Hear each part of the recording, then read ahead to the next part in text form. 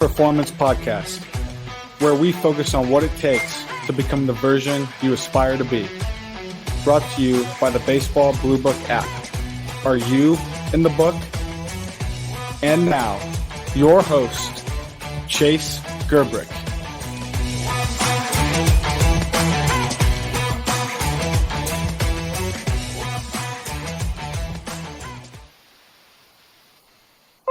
Welcome back to the Gerber Performance Podcast, brought to you by the Baseball Blue Book. This is your host, Chase Gerbrick, and today we have a very exciting guest, somebody who needs no introduction, Coach Jerry Weinstein. Coach, thank you so much for coming on today. My pleasure, Chase. Looking forward to it. Absolutely. So for me, growing up, I've been a huge fan of your instruction, and our current catching coach here at Indiana Wesleyan, he's a big fan of you as well. And we incorporate a lot of your teachings into what we do here at Indiana Wesleyan. But, for you, you've played at a very, very high level at UCLA, and now you've made it known that you're one of the best coaches to ever do it. And so for players who are looking to play at the collegiate level and hopefully shooting to play at the pro level, what are some pieces of advice you would have for those players, and what are some things that they could start doing in high school to help achieve those goals? Well, number one, be good where your feet are, and don't get too far ahead of yourself. And the biggest differences at every level generally is the game is faster, the players are stronger. Obviously the competition is better as a result of that. So speed and strength is important. Obviously having a skill set is important, and then playing and practicing at or above game speed is really important. How you practice is critical. That's awesome. I love that how you practice too, because I think a lot of people, don't take practice that seriously now, and there needs to be intent to it. There needs to be intent with everything you do. And there's always a saying, Bill Mazziello at Ohio State uses, how you do anything is how you do everything. Talk about the importance of that, because I think there's a lot of kids, especially in today's age, who are result-oriented versus process-oriented. So I want you to be able to touch on that. What advice would you have for the kid who's result-oriented? Well, number one is the quality of your process. I think we practice the game at too low a speed and too low a complexity, and the game is very complex, like front toss and hitting off tees and and coach pitch. That's all really nice, but that does not translate, and this is just specifically on the offensive side, that doesn't translate to the game. The game is very fast, it's very random, it's very chaotic, and so a good percentage of your practice time has to be at that high speed, high complexity. Now, when that happens, there's going to be a high degree of failure, but there's a lot of failure built into this game. But when you prepare, it's kind of like you don't go polar bear hunting in Florida. If you're going to prepare to play this game, you have to play at a level that is going to be close to the complexity and the randomness of the game.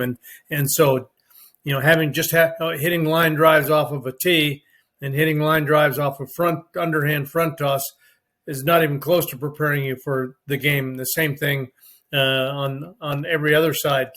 Field and ground balls and at a performance time of 5 flat or higher doesn't prepare you for the game where you have to execute the play, and many times as low as 4 flat or better because of the speed of the runner and the speed of the ball and stuff like that. So I think that really being purposeful and intelligent about how you prepare your practice and your drills and things like that. And again, from a drill standpoint, you want to be challenged and less verbal instruction, more the drill is the teacher. For instance, you have a guy with that hooks everything on the pull side. Well, he probably should be working on maybe an off-center type BP type environment at a machine that's throwing at a pretty significant rate of speed, and then trying to hit line drives in between the left fielder and the foul line that don't have topspin and don't have hook. And then his body will adapt and adjust rather than, giving him a lot of verbal instruction. And I guess for me, the best lessons are self-taught, and ultimately, as teachers and coaches, and I say this quite often, our job is to eliminate your job. Our job is to teach players to coach themselves, not be codependent upon the coach, and they have to have a drill protocol and a process to get the kind of outcome that they need to perform at their best level. I love that. And one of my favorite infield coaches, obviously I'm a big infield guy, is Tucker Frawley. And what he did at Yale was he sped up his infielders, and they worked on sequences and foot patterns, and he taught them how to play super, super fast, and they could learn to dial that down, and he challenged them. And that's why he's so good at what he does. But you talk about a lot about the process and finding drills that work individually for guys, because one drill might not work for player X, but it might work for player Y. And part of that is having a great coach who can help mentor the players. But part of being a coach is making players self-dependent and being able to practice on their own and know what drills work for them best. So, for players, who may not have that guidance, or even if they do have that guidance, how can they go about finding the right process and the right routine for them? Well, I think one of the things, the coach is really important, because the coach has a big file cabinet, a big litany of drills in his file cabinet that he can adapt to the individual player. But also there are all kinds of resources out there with the internet.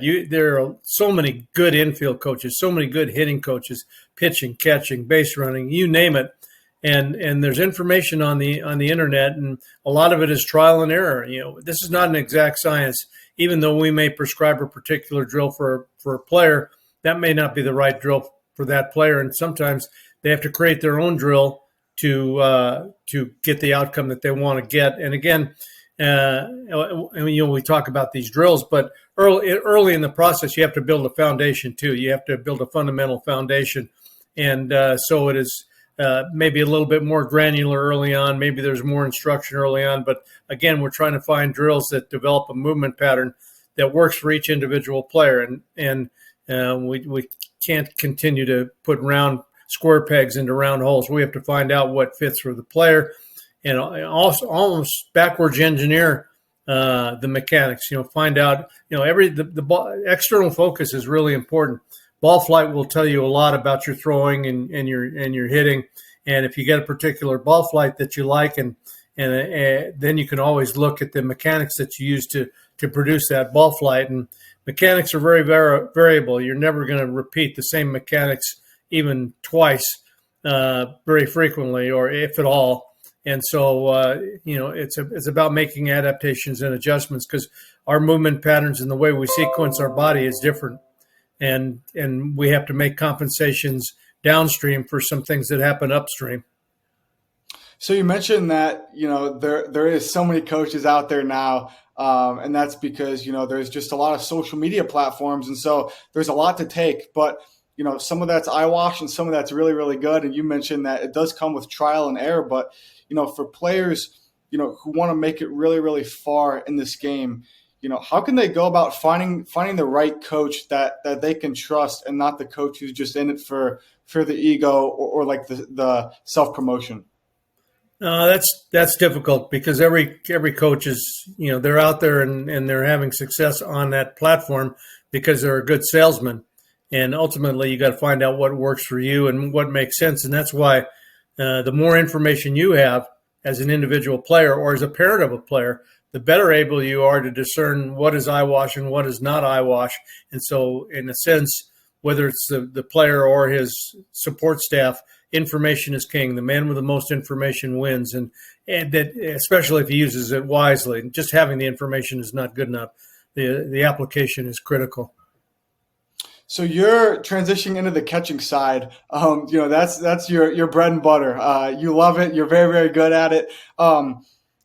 There's a lot of catchers out there, a lot of players who love playing that position. And obviously, to be a successful catcher, you need that gritty blue collar mentality of just getting down to work and being scrappy back there. But for you, you've been able to see players at all levels. But what makes a complete catcher And obviously there's so many variables that go into it, but how can, player X, who's a catcher, become a complete catcher at a young age? Well, for me, I spent my time between scouting and player development, so I get a chance to go out and see a lot of high-level amateur players. And generally speaking, and this is not an always or never deal because there are no always or nevers, the best athletes, you have to be an athlete to catch.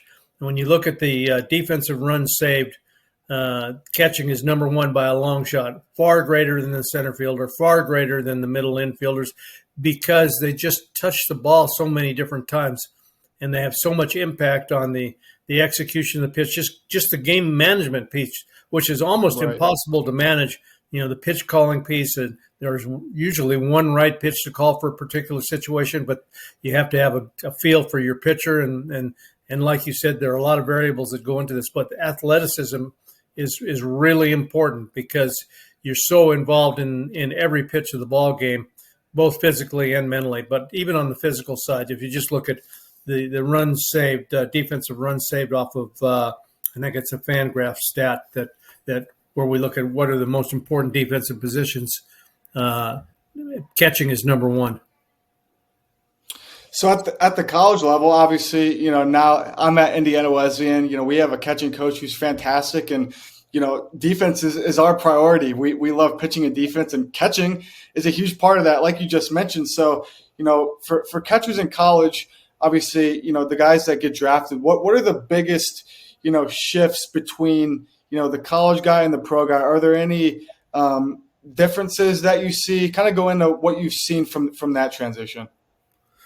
Well, we feel like as in player development that if we have an athlete back there that we can clean up the catching and the blocking piece, throwing, and then on the offensive side, power is a big component. When I go out, especially and look at free agent catchers, if they can't throw and they don't have impact with the bat, it's hard to project them as a frontline catcher, and especially with the game today, the throwing piece is going to become more important. Now, if we look at right now, as it is right now, in professional baseball, if you look at strikes looking plus, the guys that save more runs do it with the glove in the receiving piece. For instance, the best catchers will save up to 27 runs over the average catcher in the big leagues. And that translates into 3 or 4 big league wins, which is upwards of $30 million worth of value just on the catching piece. Whereas the blocking might be 3 to 6 runs, and the same thing with throwing. But with the new disengagement rule and the pitch clock and the bigger bases, we're going to see a lot more stolen base attempts in the future. We just touched the surface this year, and we're also touching the surface on draft philosophy, and as far as are we drafting speed, quickness, athleticism, which gives you a chance to steal bases, and maybe it doesn't show up in slug, but that single that turns into a double because this guy steals 85% of the time and is successful. That double, if you factor it into slugging, is going to be significant, and the run scoring potential based on the base running piece, but also that those athletes that can, and again, I'm digressing a little bit, but those athletes that can steal bases are also probably better defenders than the guy that just back legs it and lifts and separate and is a impact bat only. Not that they can't hit, but I think that probably, especially in an environment like Coors Field, where it's a big difference between home and road, and so the adjustments that you have to make on the road compared at home or at home after you've been on the road are significant. And the guys with the more compact, less upslope swings are probably going to be more consistent.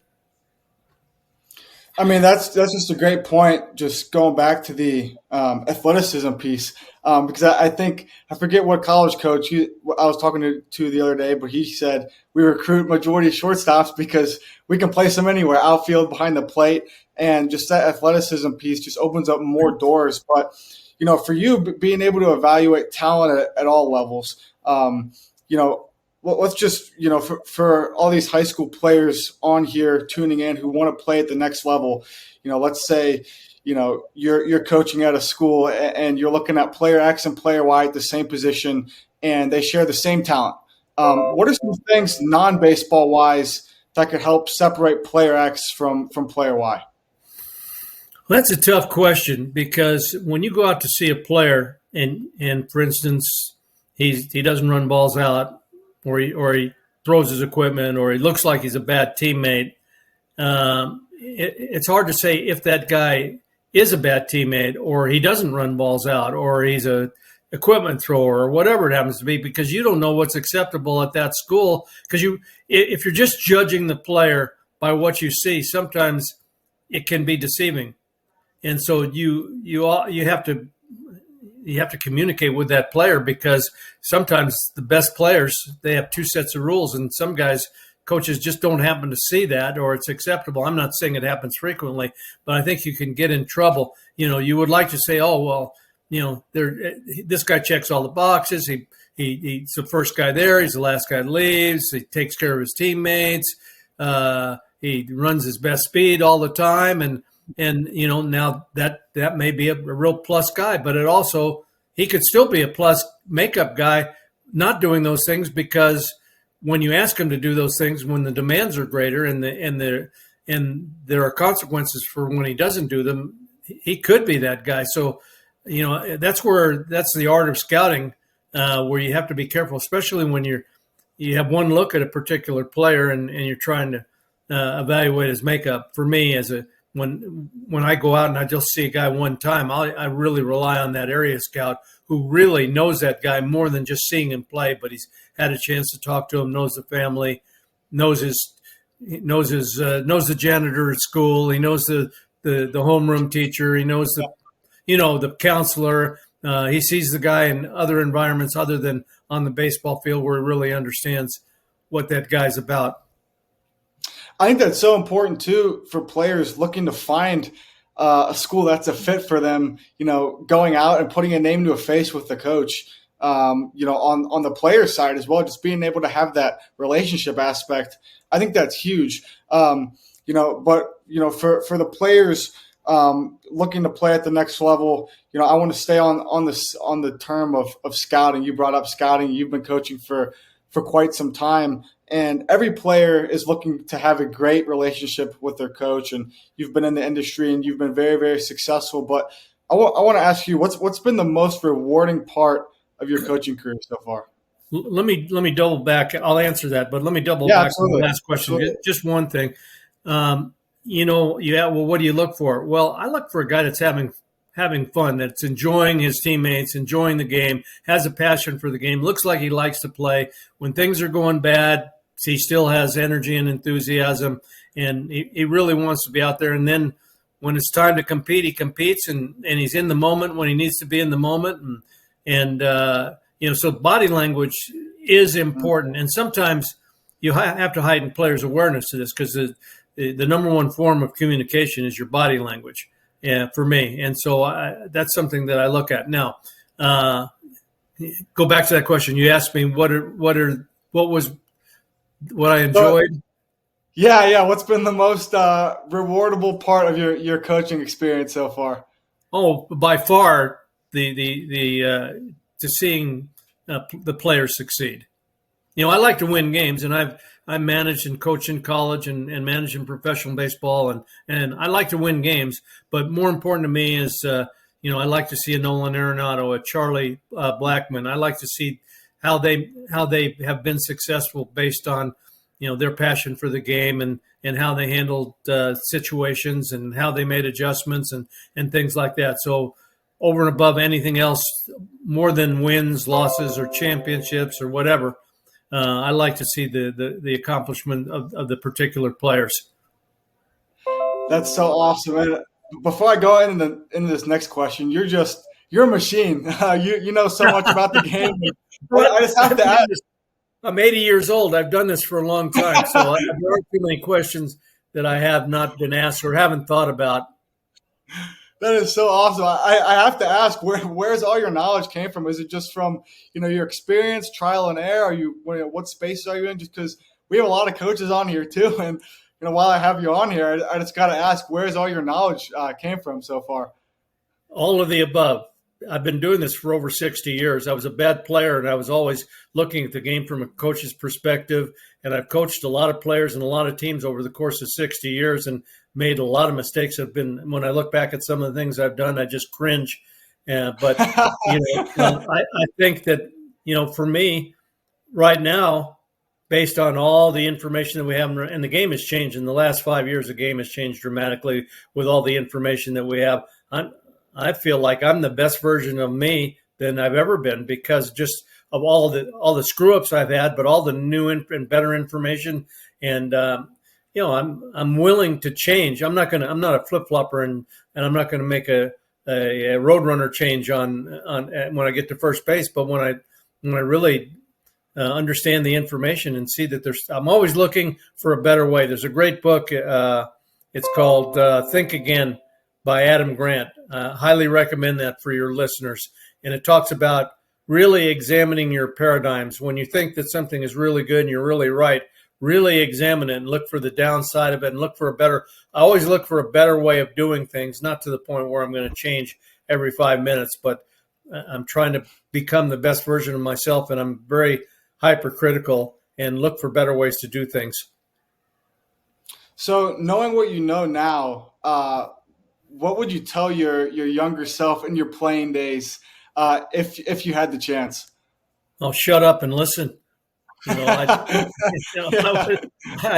wasn't a good listener. I'm still not a great listener, and I'm still working on that. It's the old story that the smart man learns more from the ignorant man than the ignorant man learns from the smart man. And you do that by listening. I think, and the players are that way too. They have things to say, and they're really not listening. They're listening for when you stop talking, so they can give you their side of things, and which is fine. I want input from the players. This is a collaborative effort, and I don't have all the answers. And there's a exercise physiologist out of the Netherlands, a guy named Frans Bosch, and he was saying, "You American coaches really talk a lot." Yeah, he says, "Don't worry about it. They're not listening."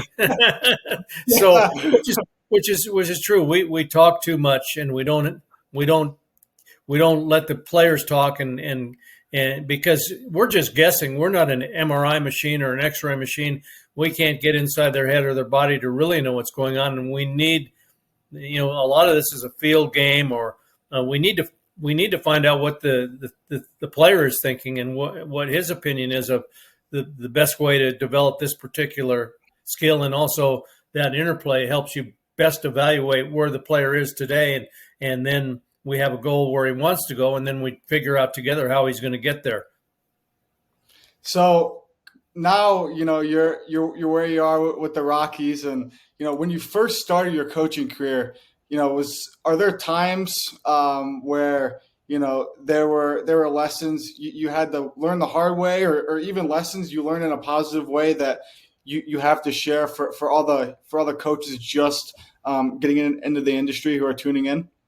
Well, I learn things every day. I mean, even now, I'll learn something every day that is going to help me a little bit. There's a Japanese philosophy called Kaizen.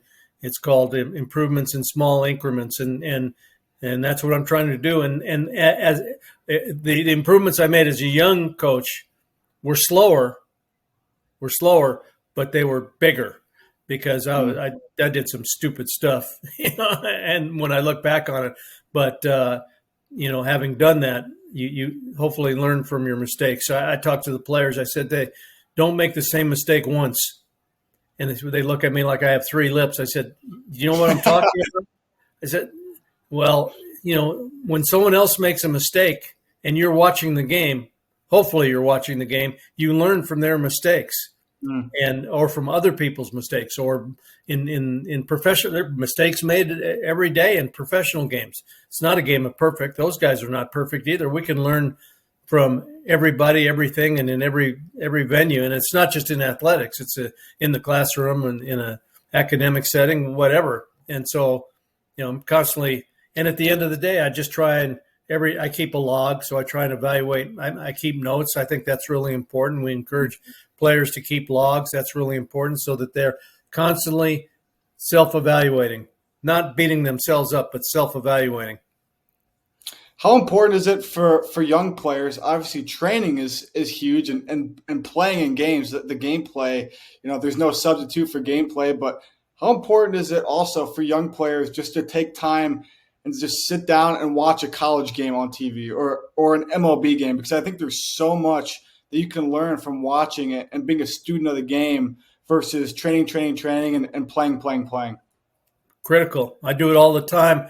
I always have my camera out, my phone, and if something comes up in the game, I'll video it and then analyze it and throw it out there. But not only just watching games, but doing other stuff, playing handball, playing badminton, playing table tennis, playing soccer, just activities that transfer physical skills that'll have direct application to your baseball. I think that's so important too, just also being able to get your mind off baseball sometimes and go do another physical activity that's going to translate, but where you're not thinking about baseball, just to have that good balance. But staying on the mindset portion, how important is it, the mental side at the pro level? Obviously, I think it's something that is still, undermined throughout the industry, but it's getting there. I know Alan Jaeger does a fantastic job, and he's a great mentor of mine. But have you worked with any of your players, current or past, on the mental side? It's everything. It's the key to the toolbox. I had a good friend, Ken Revisa, who passed away a few years ago, and he was the top mental skills coach in baseball. And we worked together with the Olympic teams and with the Dodgers and various different places. And I used to tease Ken and tell him, "Hey, Ken, this game's 95% physical and 5% mental." He says, "Yeah, Weinstein." He said that 5% mental controls the 95% physical.